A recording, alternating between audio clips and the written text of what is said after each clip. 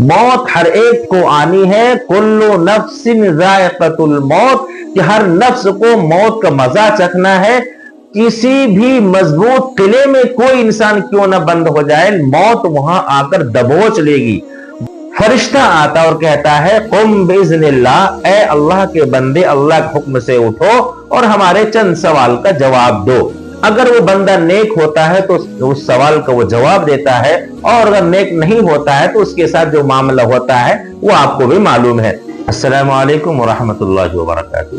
ناظرین، آج میں آپ کو ایک ایسی حدیث کی وضاحت بتانے جا رہا ہوں جس حدیث میں اللہ کے رسول صلی اللہ علیہ وسلم نے وضاحت کے ساتھ اور اس کی اور توضیح حضرت امام غزالی نے اپنے الفاظ میں اپنے طریقے سے پیش کیا ہے۔ میں سمجھتا ہوں کہ اگر اس حدیث کی وضاحت کو کوئی بھی ادنا سے ادنا انسان اگر عمل کر لے اور زندگی میں داخل کر لے تو کسی مولوی کی تقریر یا کسی مبلغ کی تبلیغ کی ان کو ضرورت نہیں ہوگی۔ وہ حدیث کیا ہے؟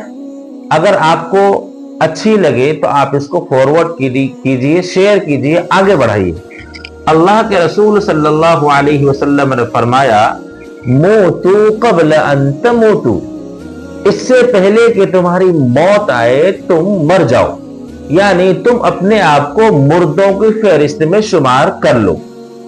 ایک جگہ فرمایا حاسبو قبل ان تحاسبو، اس سے پہلے اللہ تم سے محاسبہ کرے، اللہ تم سے پوچھے، تم اپنے آپ کو محاسبے کے دائرے میں لے آؤ۔ امام غزالی رحمۃ اللہ علیہ نے اس حدیث کی وضاحت عملی طور پر لوگوں کے سامنے پیش کر کے فرمایا کہ مرنے سے پہلے کیسے مر جاؤ، ایک زندہ انسان مرنے سے پہلے کیسے مر جائے گا۔ سنیے، آپ کو بتاتا ہوں۔ اگر کوئی زندہ انسان یہ تصور کر لے، اور یہ چیزیں ہر ایک کے ساتھ پیش آنی ہے، موت برحق ہے، موت کو کوئی نہیں ٹال سکتا، الموت حق، موت حق ہے، اس کو کوئی انکار نہیں کر سکتا۔ امام غزالی نے اس حدیث کی وضاحت اس طرح سے کی ہے کہ اگر کوئی زندہ انسان یہ تصور کر لے کہ میں مر چکا ہوں، میرے ارد گرد رشتہ دار ہیں، کچھ لوگ قبر کھودنے گئے ہیں، کچھ لوگ کفن لینے گئے ہیں، کچھ لوگ کسی کو خبر کر رہے ہیں، یعنی جو عام طور پر گھر میں مردہ ہونے کے بعد، گھر میں انتقال ہونے کے بعد جو کیفیت ہوتی ہے، وہ کیفیت ایک زندہ انسان تصور کر لے کہ میں مر چکا ہوں، میں چارپائی پر ہوں، اور کچھ دیر کے بعد جو ہے مجھے چارپائی سے اٹھا کر کے چند لوگوں نے تختے پہ رکھا، اور غسال آتا ہے اور غسل کراتا ہے، دائیں سے بائیں، بائیں سے دائیں، اور میرے بدن پہ جو ہے گرم پانی جو بیری سے ابلا ہوا ہوتا ہے وہ ڈالا جا رہا ہے، اور پھر غسل دلانے کے بعد میرے اوپر کفن کے سفید کپڑے مجھے پہنائے جا رہے ہیں۔ پھر کچھ دیر کے بعد کچھ لوگ مجھے کندھے پہ رکھ کر کے قبرستان کی طرف لے جا رہے ہیں، اور وہاں پر وقت کے امام یا وقت کے حاکم و بادشاہ آ کر کے میری جنازے کی نماز پڑھا رہا ہے۔ پھر کچھ لوگ مجھے قبرستان کی طرف لے جا رہے ہیں، اور چند لمحے کے بعد مجھے کروڑوں من مٹی کے نیچے ڈال دیتا ہے، اور سب لوگ وہاں سے اپنے گھر کو روانہ ہو جاتے ہیں۔ پھر فرشتہ آتا اور کہتا ہے قم باذن اللہ، اے اللہ کے بندے اللہ کے حکم سے اٹھو اور ہمارے چند سوال کا جواب دو۔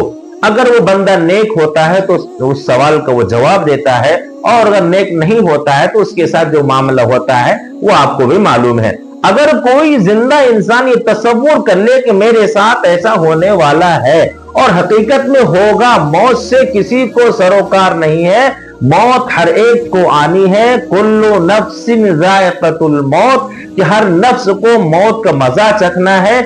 کسی بھی مضبوط قلعے میں کوئی انسان کیوں نہ بند ہو جائے، موت وہاں آ کر دبوچ لے گی۔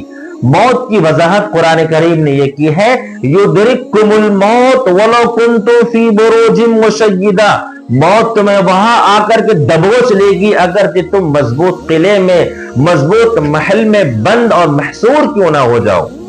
اگر کوئی انسان یہ تصور کر لے 12 گھنٹے میں سے صرف 10 منٹ بیٹھ کر کے گھر میں या तन्हाई में या ऑफिस में या कहीं पे भी तसव्वुर कर ले कि मेरे साथ ऐसा मामला होने वाला है, तो आप बिल्कुल सदाकत के साथ बताइए, सच्चाई के साथ बताइए, क्या फिर कोई इंसान अगले दिन कोई गुनाह करेगा?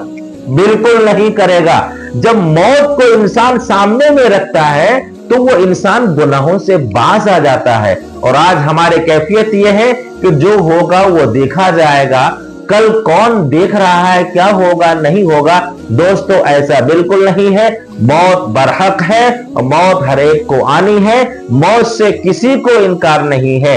इसीलिए मेरा ये पैगाम आप सभी लोगों के लिए है कि आप इस हदीस को अपने सीने में रखकर, अपने दिलो दिमाग में रख करके तसव्वुर जरूर कीजिए कि मरने से पहले कैसे मरता है इंसान, कि मरने से पहले कैसे मरता है, और मुहासबा करने से पहले अपने आप को मुहासबा कर लो।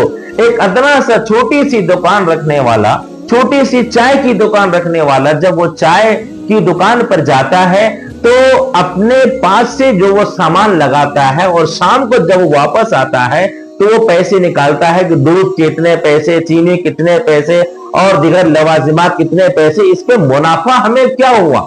जब एक अदना इंसान, छोटी सी चाय की दुकान वाला अपने कारोबार का मुहासबा करता है तो हम अपने आप का मुहासबा क्यों ना करें।